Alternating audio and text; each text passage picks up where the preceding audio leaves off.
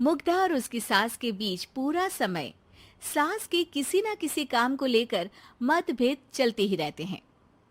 बहू, ओ बहू, जरा चाय बना दे। मुग्धा चाय लेकर आती है। ये लीजिए, और कुछ चाहिए?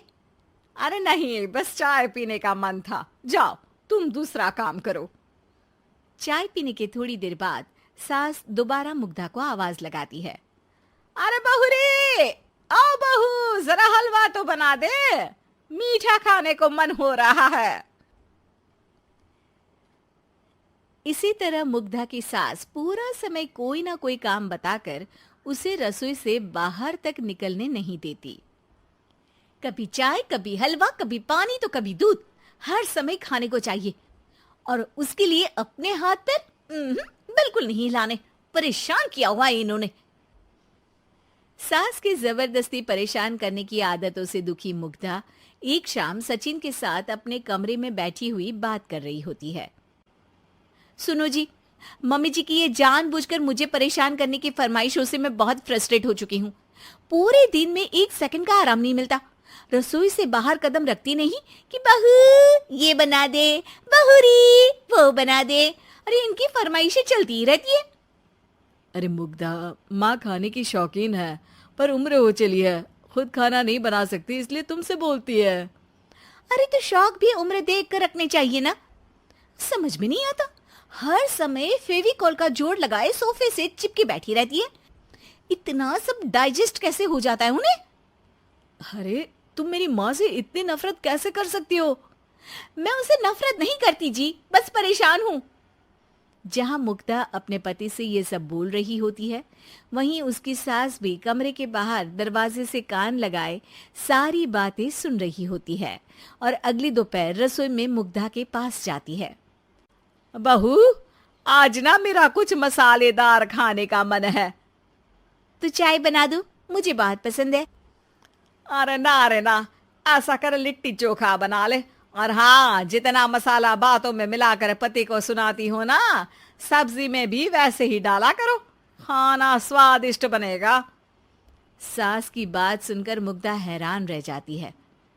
मतलब अब पूरा समय मुझ पर हुक्म चलाने के साथ बंद कमरे में हुई पति पत्नी की बीच की बातें भी सुनती है? अरे बात जब मेरी थी तो सुनने में क्या दिक्कत है? ये कहकर सास वहां से चली जाती है।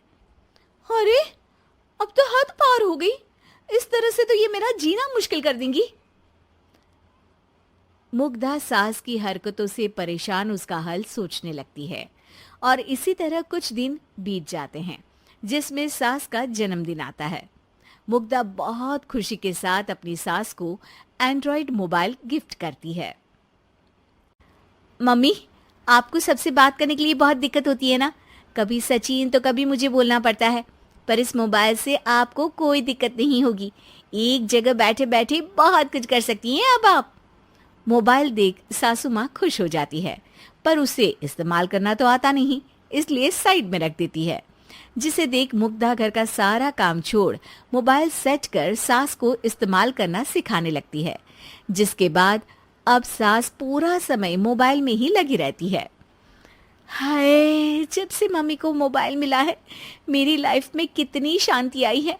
अच्छा है, इसी तरह बिजी रहे तो मैं भी सुकून की जिंदगी जी पाऊंगी।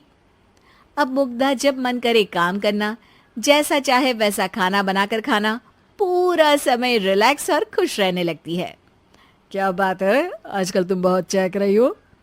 अरे मम्मी जी से छुटकारा जो मिला है, अब ना फरमाइशें ना छुप छुप कर बातें सुनना। अच्छा, तो मोबाइल गिफ्ट करने की ये स्कीम थी।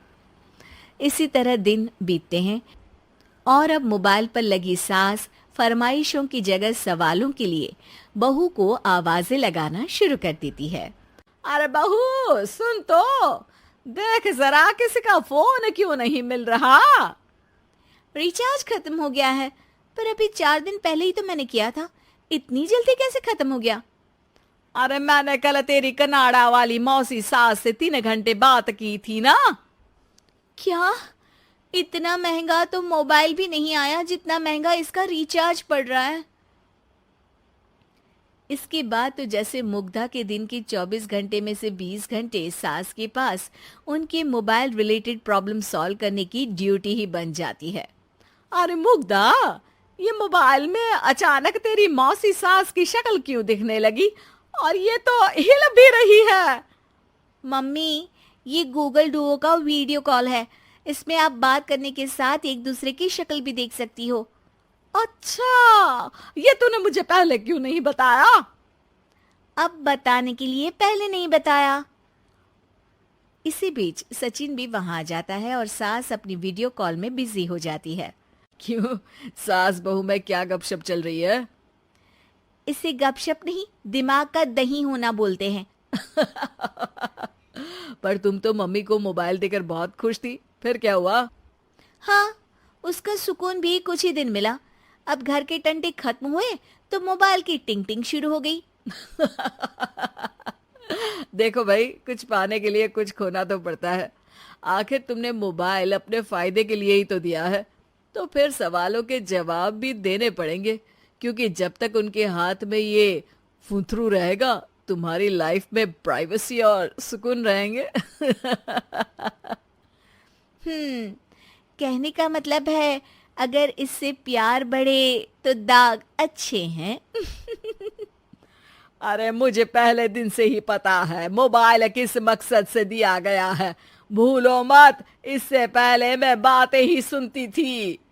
सास की ये बात सुनकर मुग्धा शॉक में और सचिन हंसता रह जाता है।